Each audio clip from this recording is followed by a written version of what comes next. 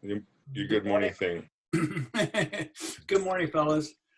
And we're back once again virtual, and with our Bible study on the Gospel of John. And I guess without further ado, I think we'll just jump right into it. Last time, I really was interested in this whole thing, and still am, with this whole thing of seeing and hearing. And this is the kind of the slide I built last week, and I'd like to just tie what we're going to look at today, verses 22 through 24, which is really a summary.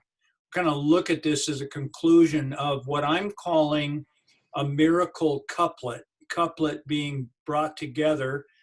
And it's a couplet of the two portions of this couplet are the feeding of the 5,000 and the walking on the water, which are actually seen as a couplet in 3 of the 4 Gospels. So we're going to refer to it as a miracle couplet. And today, verses 22 and 24 will be kind of a concluding comments on that, and actually kind of a transition for the rest of the chapter. So, but anyway, in the second couplet, we see a situation being built, and that situation is that it's dark, there's a strong wind, and I'm assuming there's fatigue. They've been rowing 3 to 4 miles. The disciples are in a vulnerable state, and I can so relate to this idea that these are fishermen. They're out in their familiar realm. They're out doing what they know how to do.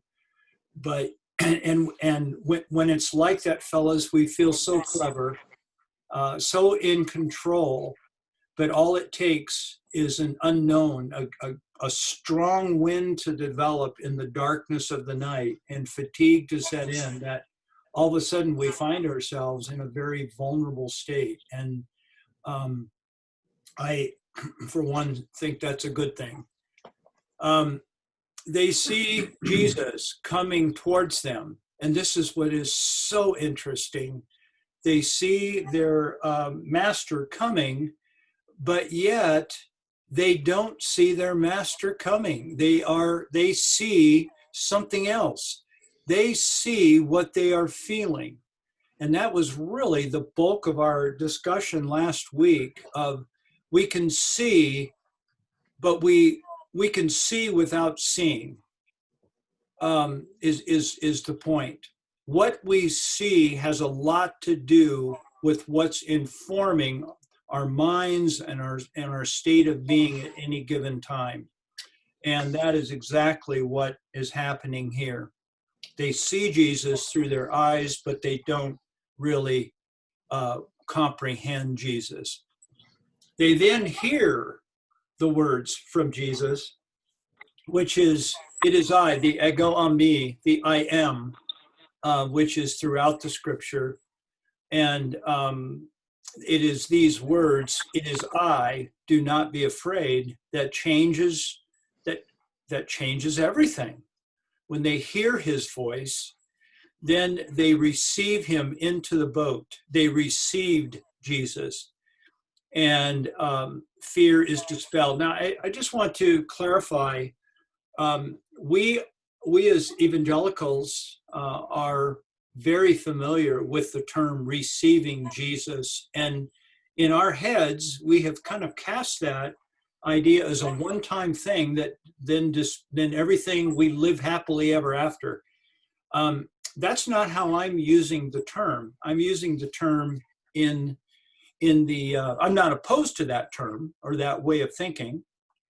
Well, I actually I am, because I feel that we need to receive Jesus on a continual basis as occasions in life come up, that we continually receive. And that's really more of the spirit that we see John writing in. A key word in the Gospel of John is receiving, to as many as received him. And we see that throughout the Gospel in various forms. And as a result, it's arrival. the disciples, they get to where they're headed, which is a nice way to tie this little miracle up. And so I think it's a beautiful short story, but I think it's a wonderfully great metaphor for our masculine journey and our life of faith, and a realization of how it works. And so that was really meaningful to me, and I'm glad I got to share it with you last week. Let's move on, and let's look at verses 22 through 24. Could somebody read those verses?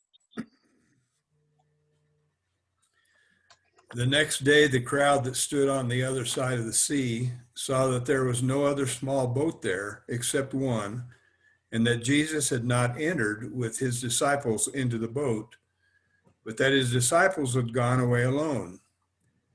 There came other small boats from Tiberias near to the place where they ate the bread after the Lord had given thanks.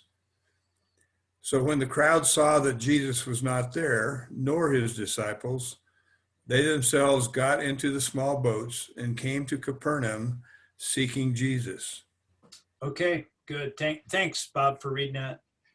So before we're going to go through the text there, but I want to throw in one more review from last week, just as a reminder that these guys, again, were fishermen, and the whole feeding event happened, well, not out in the water, but right along this area right here. And I think, can you guys see me scribing on the screen? Yes. Yeah.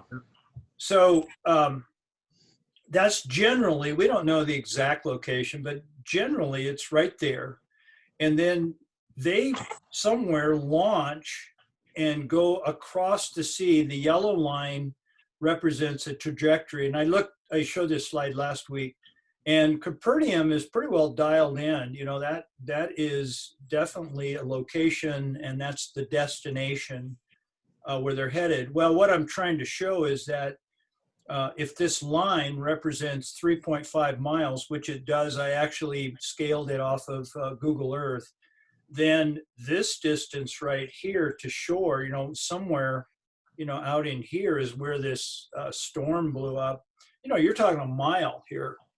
And, to anybody, that's a long ways. So they're out in a very scary situation, and Jesus comes. And that's just, I just wanted to remind us all of, where this all took place, and where the occurrence of the next morning that Bob just read took place is somewhere in here. And these folks are going to be heading across. Can you stop for a minute and just think about how many boats there were? Yeah. Well, what do they mean by crowd? That was a 5,000, and that was just the men, right? Well, we don't. The Bible leaves those details out, so we don't have to. We don't have to question those things. But there's a whale of a lot of boats there. So anyway, that kind of preps us just for going through the text here. So 22, my first question, it's where is he? The crowds had this experience the night before, the feeding of the 5,000. They're looking for Jesus. They tried to make him king. He disappeared. The sun has come up, and they're seeking Jesus. And so evidently, on the prior night, the crowd saw the disciples get into the boat and launch towards Capernaum. That's the last they saw of the disciples. And of course, Jesus had disappeared, according to the story. So then we go on to verse 24, 23, 24. There came it gives a brief description of how other boats got to the docking area. And so when the crowd, verse 24, saw that Jesus was not there, nor his disciples, they got into the boats and they came to the Capernaum seeking Jesus. They are on a hunt here to find Jesus. And so the crowd's action was based on a best guess scenario and in regards to where to find Jesus. Their decision to go to Capernaum was based on the reasonable assumption that where the disciples are, Jesus will be also. And because they saw the disciples launch from the dock the night before, they go, well, this is a great place to start. So that's what they did. And what the text shows is just how much of an impact this experience had upon them. And, you know, they're seeking Jesus. So certainly stands to reason. So here are some comments, and then we're going to go to a group discussion. It's clear in and through, I'm kind of building a case here, guys, so bear with me. It's clear in and through John's gospel account that Jesus, and I added the descriptive phrase, the Word made flesh, is here on earth to reveal what God is.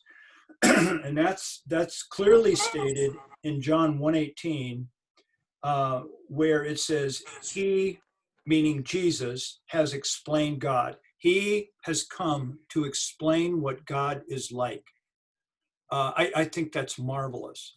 So as we study Jesus, we can gain depth and understanding of what God the Father, what God is and what God is like. So I find that very helpful.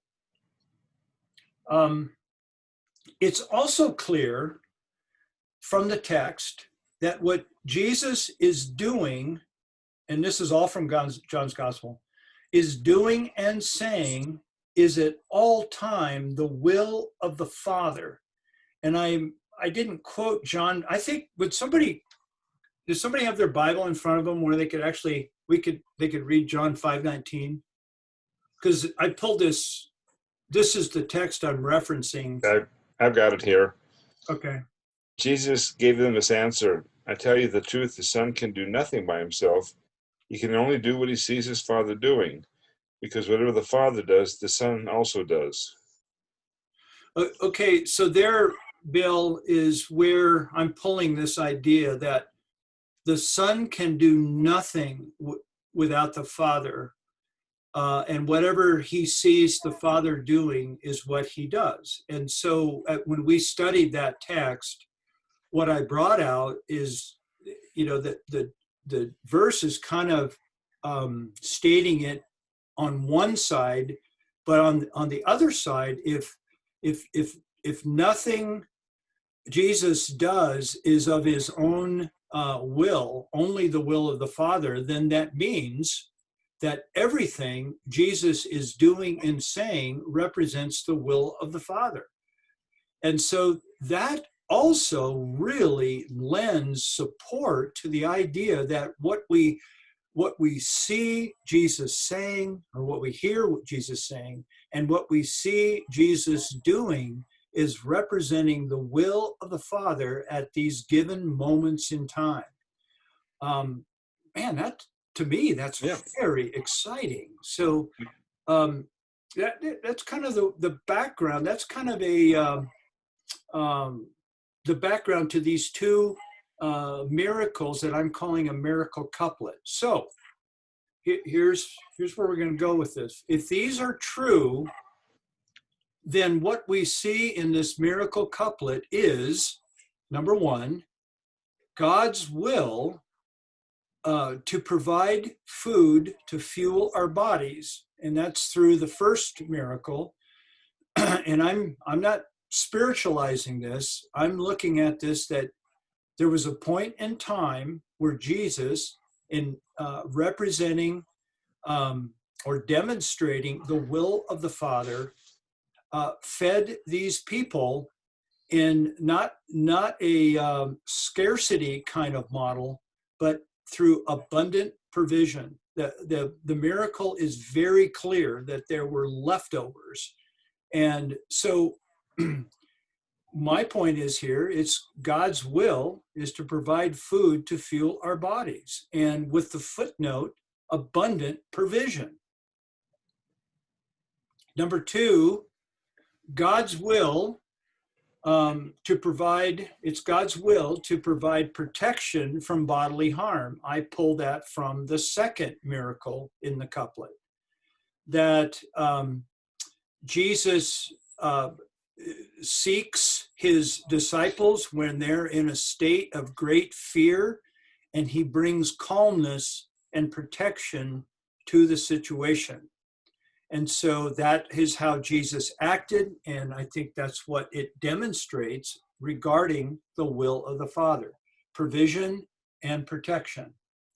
So where we're going to go in our discussion this morning is here, and I've got this graphic. What we have before us is a demonstration of God's will through Jesus as provision and protection. Provision illustrated by the first miracle, and protection illustrated by the second, or demonstrated by the second. Provision and protection. But there's a huge however.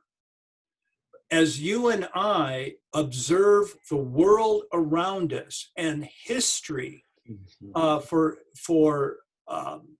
centuries and millennia in the past, there is in reality large-scale hunger and violence. And I'm not talking about spiritualizing this, guys. There are people scavenging for their daily sustenance, and there is violence upon violence. Now, we could argue the case whether it's getting better or worse, but that is not the point of today's discussion. So we see something quite different outside of the apparent God's will of provision and protection. Our daily experience is different. And so I'm asking the question then, guys, what is missing? What is missing in this picture? And this is where I'd like for us to concentrate our efforts this morning. And this is how I'd like for us to do this. We're going to do a group time, not breakout time, but here's the exercise I'd like for us to do. Each of us, I'll participate. Each of us write down, or if you can state it from, it's not necessary you write it down, but please jot down, each of you, as I'm speaking, and we'll have some little time, one explanation that you have heard in regard to this question of what is missing. And the thing we're addressing is the disparity between what we see in the scriptures in regard to God's will of provision and protection, and what we see in reality around us, large-scale hunger and violence. So it's understood by all of us. We're going to make a pact here that your statement is not intended to communicate. It may, but it's not intended to communicate your own personal belief, but merely to communicate possible answers to this question of what is missing. Why the disparity?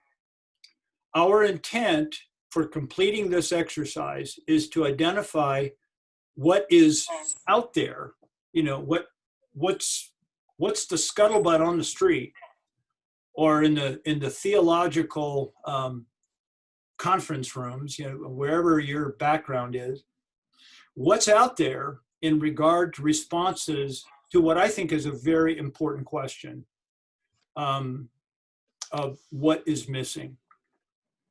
So, and then I'm going to actually kind of summarize these as we go. And I'm going to, number one here, I'm going to summarize. So while you're thinking, I'm going to ask each of you to respond to this question. And so be thinking of your response. One very loose answer to this question.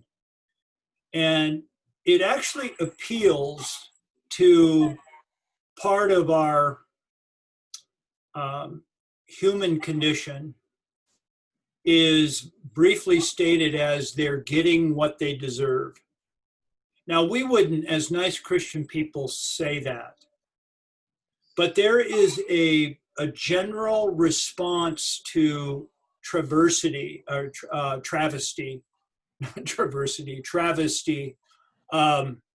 as we look at the developing nations. If they believed in God, if they accept Jesus as their Savior, they wouldn't have these problems. That is one belief.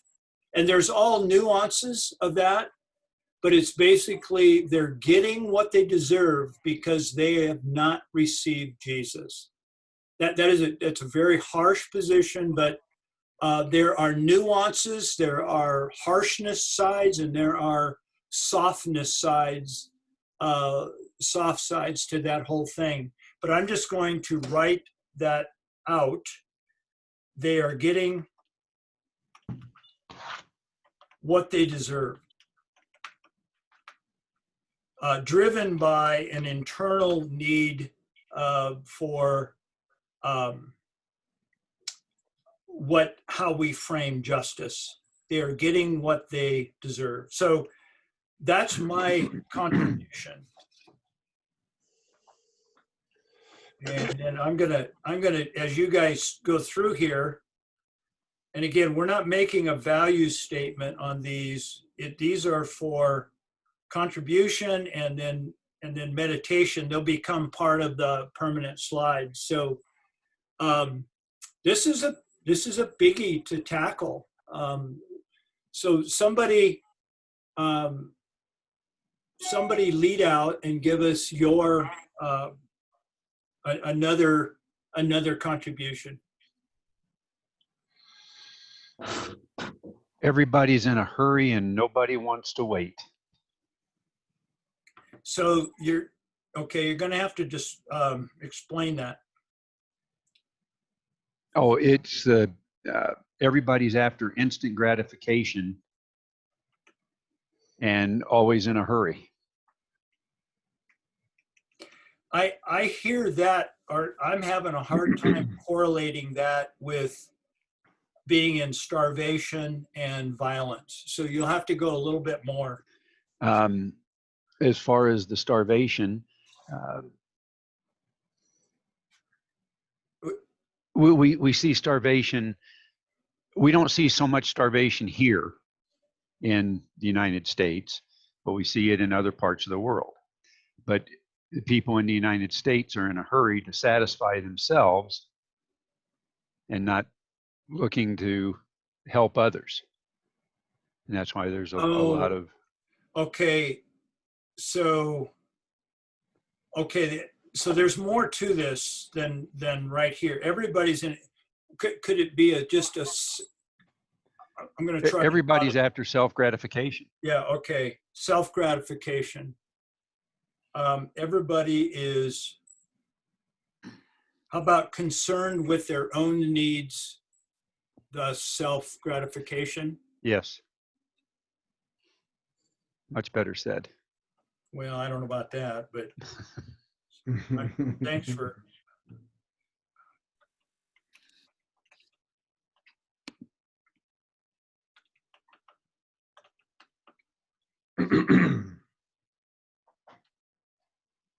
Do we believe, do you think that there's universal belief that there is an abundance, that there is enough for everyone? And I'm talking about that worldwide. Food for Hungry would say that it's a human problem, it's a distribution problem, but it's not a resource problem. But the distribution problem might go away if we truly believed that there was enough. Yeah. Somewhere this week I read on the statement, "I am who I am," that that statement is in the context of God being even bigger than the cosmos. I mean, he surrounds everything. I am who I am. And I just wonder if it's a universal condition that we don't believe that, nor do we trust it. Is this are you launching into your contribution here? Yeah. Did you get it? Okay. Did you get all that down? No, but what it was, like always, what you say is so eloquent and meaningful. What I'm hearing you say, and we have to kind of we have to go back and forth here just so for clarification, is that we don't believe I would preface what you're saying is as believers. Is that too narrow, or as human beings? Well, I think the belief is at the root of it. We don't understand who God is. We don't, and therefore we don't understand his abundant provision, nor do we trust to allow him to move us. And I'm talking about that universally, the body of Christ, to move us to meet these conditions, to meet these needs.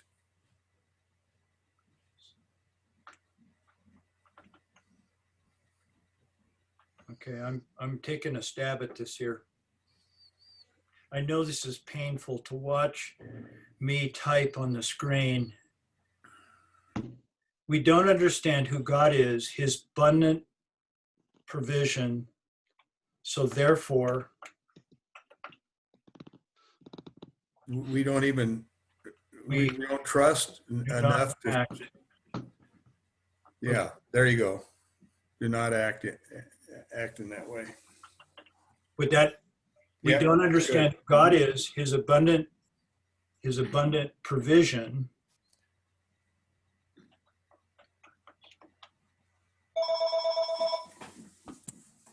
So therefore, we do not act in that regard.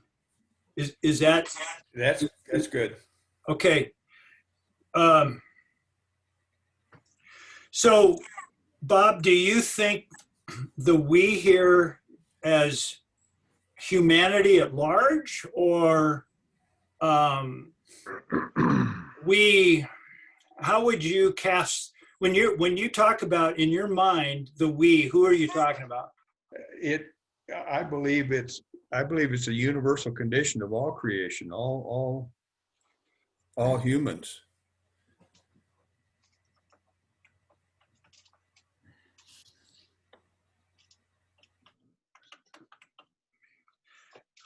Don't understand who God is, his abundant provision.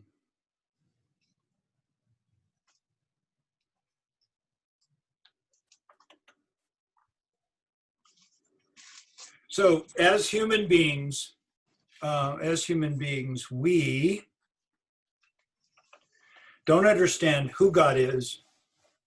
I don't need to capitalize that.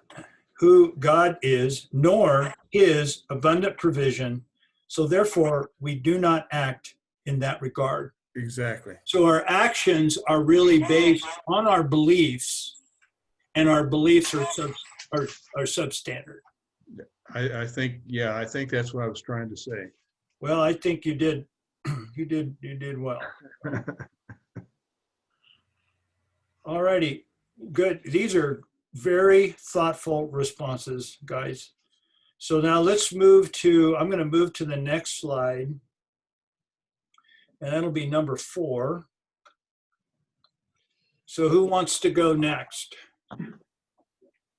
We're greedy and we hoard. The 2 passages haunt me, and one is in Timothy, and he says, 1 Timothy 6:8 says, but if we have food and clothing, we'll be content with that. Really? And Hebrews says something like, be content with what you have. We aren't. And I mean, to be real radical, someone once said that if you have 2 coats and you're not using one, or if you have food you throw away, that really belongs to the poor. And that's kind of a radical statement. But the point being, we get and want so much more than we need. And if we have some way to deal and share with that, there would be a lot of other people that could have what we have. And I think the goal of the kingdom was everyone to be under your own vine and fig tree, and with the idea that that's sufficient for you. You don't need 2 vines and 2 fig trees and a house to rent out and stuff like that. So we can't come close to embracing our sufficient life. So thanks, Bill. And in my attempt to summarize, we as a people tend towards greed and hoarding. We tend to consume far more than we need. Yeah, we don't like calling it greed and hoarding, but if you get down to it, that's what it is. Yeah. Yeah. What do we call it, Bill? Abundance. Wise stewardship. Wise stewardship, backup resources. Yeah. Barns full of stuff. Yeah. Security. Astute planning. Yeah. Oh yeah. Yeah. Hey, if we lived in a tent, we wouldn't have that much, right? If we kept moving around. Yeah. I mean, there were people that were rich in the church, but they're always promoted to share the wealth. That hey, there's people who aren't. Help them out. When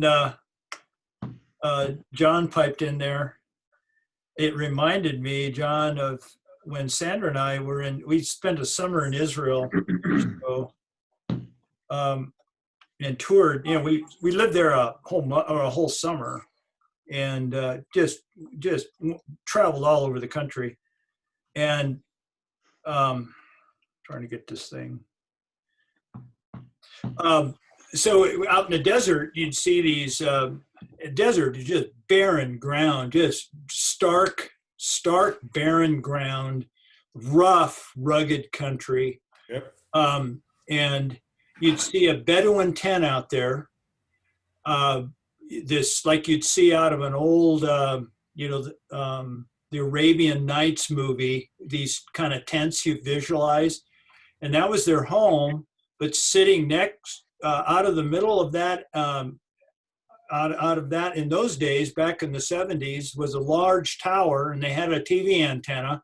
They didn't have satellite in those days, so they all had TV, and they had a brand new black Mercedes-Benz sitting next to them. No way. Yeah, so they weren't struggling. They were living in a tent, but they were in luxury. They had their TV and their Mercedes-Benz. So. That's funny. That's amazing. That's funny.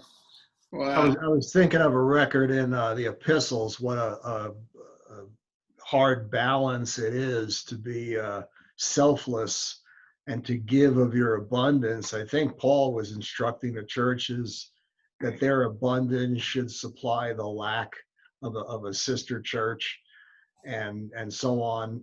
But then he instructed them, but not to the degree that now you lack, because then they'll just have to give it back to you, and just for the purpose. So it's a difficult, for me at least, it's a difficult decision of what is considered abundance in Vince's life. Is it the reserve that life requires of anybody that knows life's going to go on for a while? Should I deplete my resources to the point where now I sign up for welfare? It's a difficult balance. It really isn't easy. And I think what was said about when Jesus said, if you've seen me, you've seen the Father,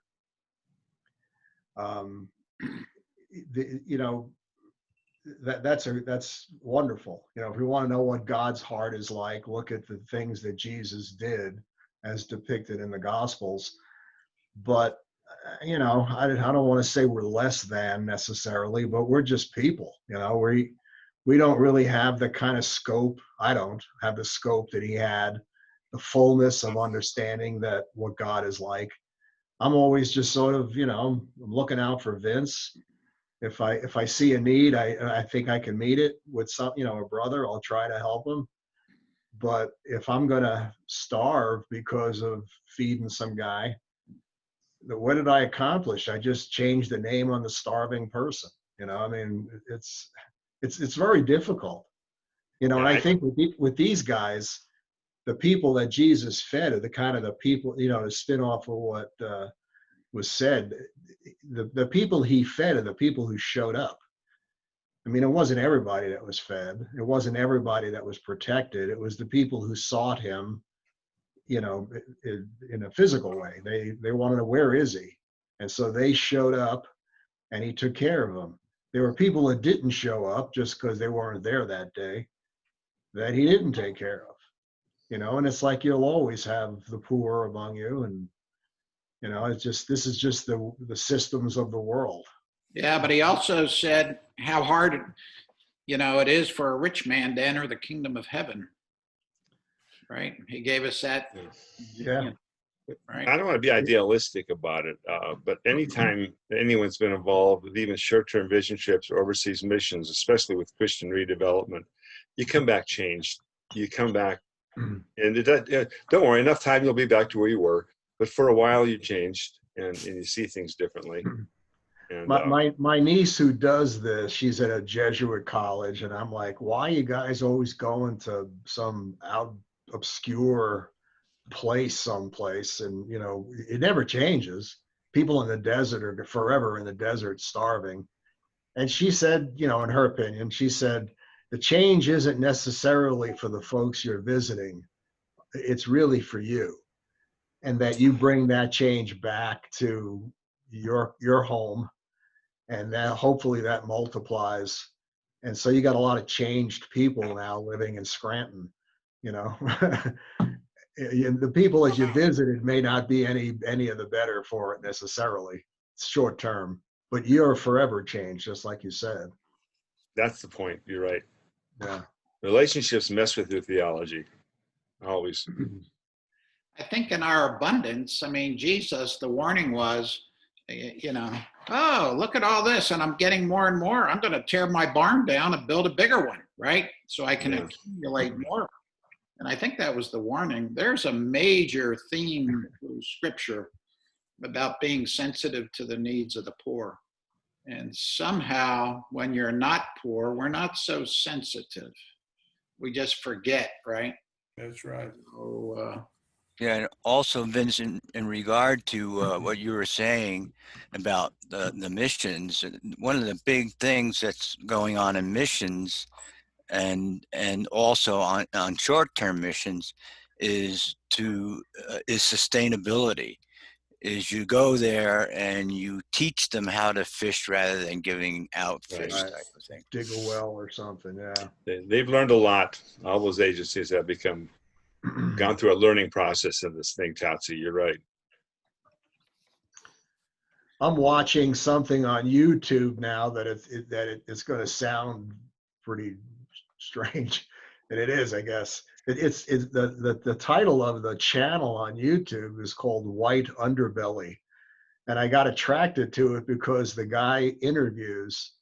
It's kind of like Humans of New York, if you're familiar with that series. He just interviews homeless people, stark black and white, sitting on a stool, and he'll put a camera on them for 5 minutes and interview them and ask them what their life is like. How did this happen? What do you do during the day when you get up? And he went through a series of Appalachian folk, and this is contemporary. They got, this is like this year, this month. And what's intriguing to me is I have no idea that type of poverty, that type, you look at the guy and you go, man, this is unbelievable. And then you find out he's 34 or something, it's like, oh my God, your life is nothing like mine. Nothing. You're just barely making it, and you live in the United States. You have the same resources I have. How did this happen? And you realize it's just it's the systems of the world kind of crashed in on this guy. It's not his fault necessarily. It's just got it over. It was too big for him, and he got run over. It was Yeah. enlightening. If you get involved with local ministries, one of the classes one of the presentations that's worth taking is called Bridges to I think it's just Bridges, but anyway, they deal with the culture of poverty, and you need to understand that a bit. Otherwise, you're going to be very frustrated when you go to help. There's a culture, and that has to shift as much as the resources. But it's both doable. It's just be prepared to be set back occasionally with stupid decisions from your perspective. And just don't give up,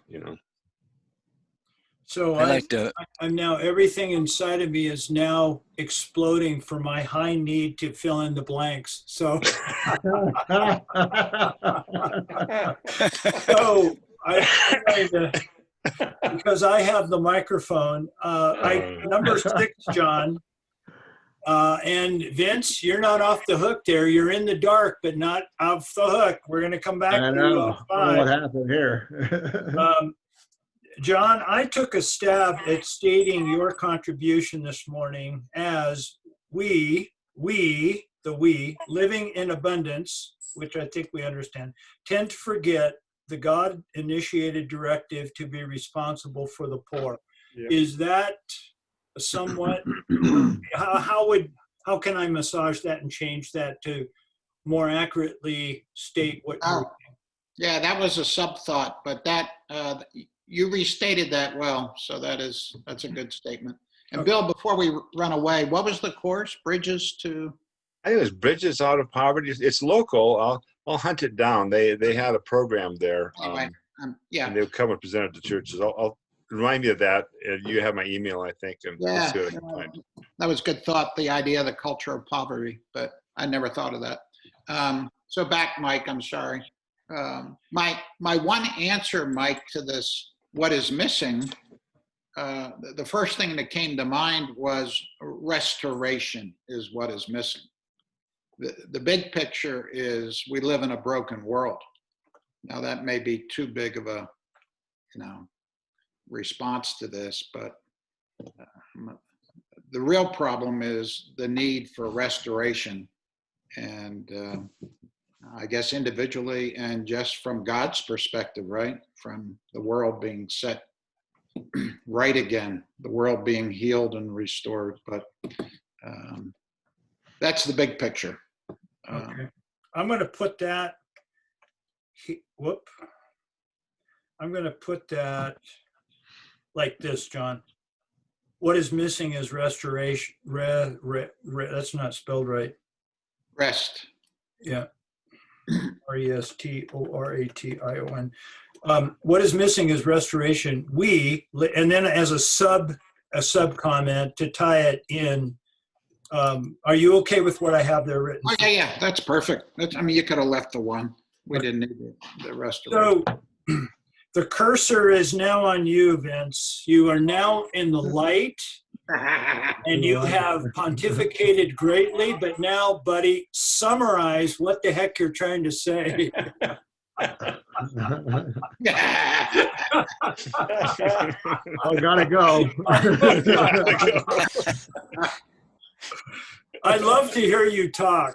I do. Well, it struck me that, for me at least, there's a great balance between trying to do what I think Jesus would do, knowing that he's doing God's work, and trying to emulate him, and giving everything, and walking around with my bedroll, and that's all I have. And then I'm stuck with being Vince, that I have to have a 401k, and I've got to have a bank account. I got to make sure that I'm not the guy that people are giving money to because I'm destitute. And, it's a real balance in life that we all have to deal with, and I don't know if you can really make any kind of a hard rule that says this is what a Christian should be doing. You shouldn't have extra. You shouldn't have 2 coats. You shouldn't have 2 sets of shoes. That's a great, story, Ogmandino book or something. But, I found that it's just not, doesn't work. And then I've found records in the epistles where Paul effectively says that. Don't give out of your need, because then you'll be the person who needs, and then the other churches will be given to you. I mean, what did we accomplish? You know, if you have abundance and you want to give, then give to them and then kind of balance it out. But don't give to the point where you're suffering, because now the church at Philippi is abundant and you're dying. It's a very difficult. I've never found the balance myself, but you know, I have to promote something, and I think Steve would understand this. But Craig Blomberg of Denver Seminary put out a book called called "Neither Poverty Nor Riches," and I haven't seen a book that better deals with the balance you're trying to achieve and walking in the footsteps. And it's really a good book to read. And it quotes from that scripture, "Give me neither poverty nor riches, so I don't curse your name because I'm poor, nor do I forget you because I'm rich." And it's a nice exposition of that struggle you're wrestling with. So what I wrote, Vince, is there is a general tension that you're stating. You've stated it very well. I don't know if I've written it down very well, but a general tension in us as believers to balance the Jesus lifestyle as we see him and to be financially responsible. yes. Okay. I think we're charged to be financially responsible. I don't agree. Yeah. think because financials in the sentence that it's evil. You know, it's something that we are supposed to be good with, and you know. So yeah, that's pretty much it. Okay. Good. And I think we've got there's Carl here. No, Carl's here. Where's Totsi and Steve? I'm here. Or, I'm just probably down on the whatever. Yeah, where you on can the see. scroll. so we've got Mike Melander here. We've got Carl and Totsi and Steve. So who wants to go? I'd like to actually just read a scripture. And I think you've heard it from me before, I think last week maybe even, but it's 2 Chronicles 7:14. "Then if my people who are called by my name will humble themselves and pray and seek my face and turn from their wicked ways, I will hear from heaven and will forgive their sins and restore their land." It's the old Promise Keepers scripture that they use for the Million Man March. So. And what was it? 2 Chronicles 7:14. Okay. And it's basically, we need to turn back to God.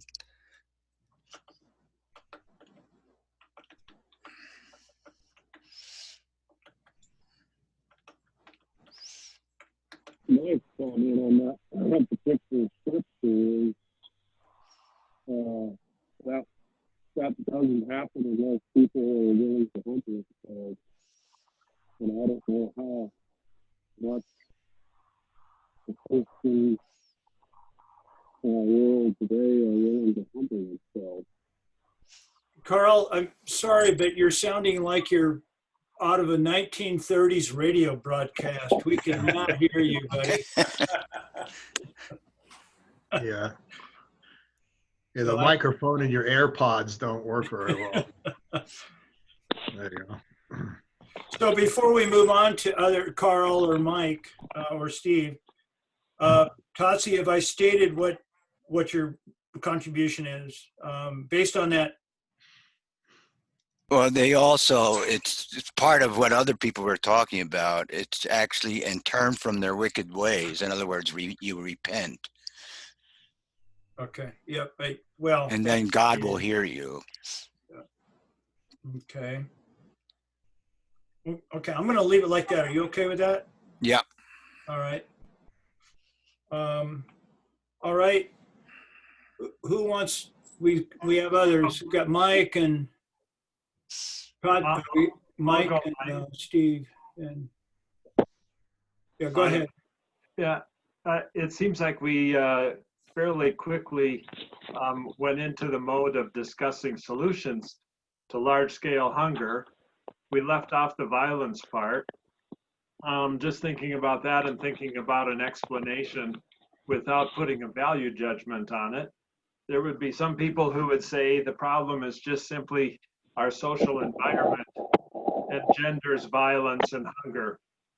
So we need to engineer the social environment. The problem is not in the heart of man, but simply in the environment. Yeah.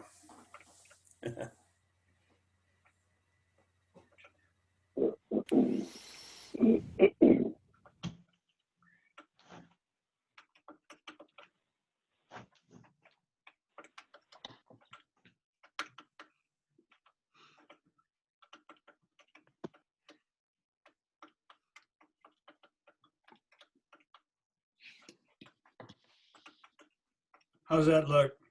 Looks really good. Our social environment, the social environment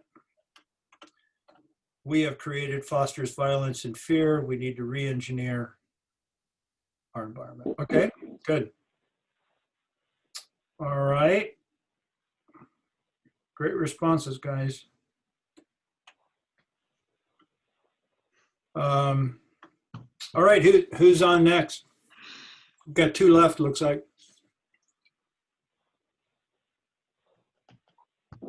I'm just wondering, can you hear me okay now? No, it's the same, but if you could help us by making your comments brief and concise. So, you know, I realize there's probably way more than you want to say, but I've got to get it captured on a sentence or so. So,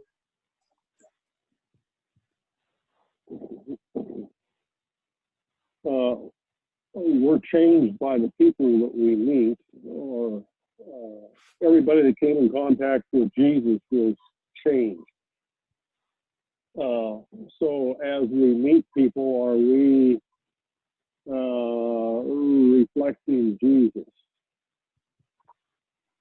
okay, so let me ask you some questions, Carl. Is it that we need, would you say the main, why we're missing it, is that we're not re-meeting Jesus over and over, or we're not properly reflecting who Jesus is as a people?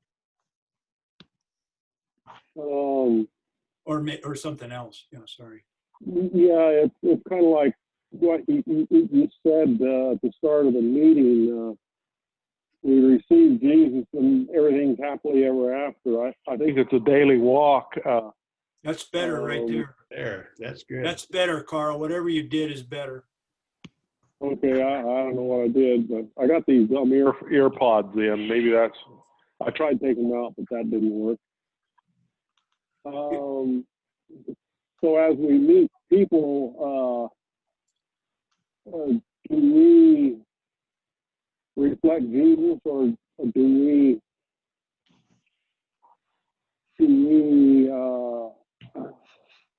how would you say,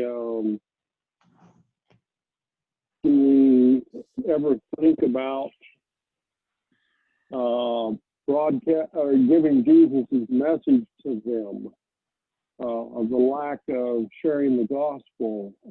But it doesn't have to be a full-blown, 20 steps to receiving Christ or anything like that. It just is in the simple things of offering a cup of cold water. How many times have we offered a cup of cold water? Well, I don't have time for that. So are we missing opportunity to demonstrate Jesus to others because we're not, I guess the question is the why. Are we not, are we missing something at the front end where we're in relation with Jesus on a moment by moment basis? Or are we just too encumbered with our own lives so that we don't see opportunities to reflect Jesus? Yeah, the last part there, we don't Okay. see any opportunities to reflect Jesus. We're too encumbered with our own stuff. kind of like that goes way back up to the first part somebody else had mentioned. We're all concerned about our own stuff so much. But it seems like, Jesus, he used, seems like he used every situation to show God, to reflect God. He was at peace in the midst of the storm. He fell asleep in the boat. He was, he was walking on the water, and he wasn't bothered by the storm. We get pretty bothered by the storms. We don't sleep very good because, and you can go on down the line and mention a lot of things because maybe we're not really truly resting in Jesus. So, Carl, what I wrote is number 9 there, representing how I'm hearing you respond. We are too encumbered as a people with our own lives to be aware of others' needs around us. Is that? Yeah. Okay. All right. Yeah. All right. Good. Yeah. Thank you. All right. So, Mike, thanks, Carl. You're last but not least, Michael Melander. Rabbi Michael Melander. You are on. You've got the microphone. Can I be Michael? Don't call me Rabbi Melander, please. Anyway. I'm teasing you, Michael. Oh, I know. I'm joining in the fun. So basically, I mean, I agree with a lot of the ideas that were presented by Bob and Betsy and whatnot. I think the key thing is that people in general, and particularly this responsibility falls on believers, you could say are too busy with their lives to walk with God, so to speak. Which the big thing is that answers the question of how we are where we are, is that everyone's activities affects those around them. And the question is do we get distracted by our surroundings such that we forget to walk with God or whatever, or do we walk with him anyway? And I think in general, in our society as a whole, enough people are either completely rejecting God or they're distracted by their surroundings sufficiently that they're not walking with God, and the consequences of that are what we see. So like kind of to what Steve was saying, I would, from my perspective, I would back that one off a little bit, because the culture around us is a result of who we are. We all contribute to that culture. So you can't really just say, oh, it's the culture, it's not me. Well, I'm part of the culture, and so is the guy around me, and we all affect each other. And so, not that you were necessarily saying that, Steve, but just that's kind of what it sounded like. I wasn't stating necessarily what I believed was the solution. Let me make that clear. Yeah. Mike said anything is fair game, as terms of how people explain the inequities in the world and the violence. And I was speaking the world at large, but I understand. Yeah. I appreciate. Keep going. That's all. I think you captured it there pretty well. So I mean, it was everybody else was saying it too, so it's not. Mike, is number 10 as stated, is that adequate for what? I mean, I know it's just a brief statement, but in order. Well, I wouldn't say too busy, but just let's say instead of that, that people in general, and specifically believers, prefer to pay attention to other things for whatever reason. They prefer to pay attention to worldly things rather than their walk with God.